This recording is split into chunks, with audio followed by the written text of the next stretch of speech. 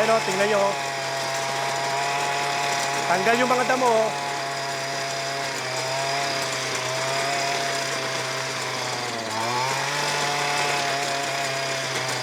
Pero kung may grass cutter na po kayo at kailangan nyo lang po ng attachment na kagaya po nito, tiller attachment, 4,000 lang po yan. Mga kadiskarte, nandito po tayo ngayon sa farm ni Kuya Nestor kung saan po napakarami po niyang tanim po rito ng mga okra kagaya po nito. Ang problema ni Kuya Nestor, napakarami po mga damo dito sa pagitan po ng kanilang tanim.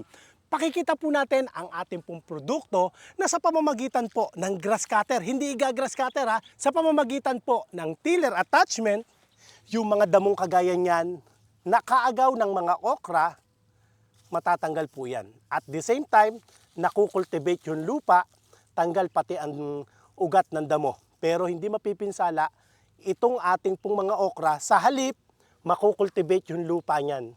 Napakaganda. Pakita ko po sa inyo. Tara! Okay.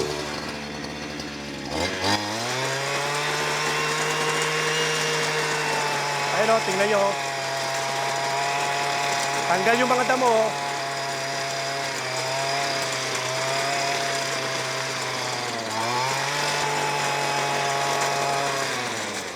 Sandali lang mga kadiskarte. Tingnan nyo po, oh. Ayan po siya, oh.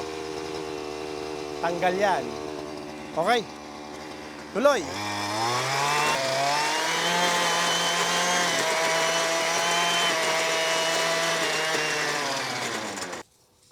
Mula sa ganito, na puro damo, pag dinaanan niya yan, tanggal yung mga damo.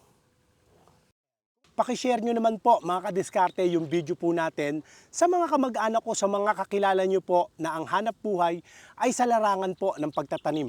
Huwag nyo rin pa kalimutang i-follow ang ating pong Diskarte Pinoy TV. Ingatan nawa po kayong palagi ng Panginoon. God bless po.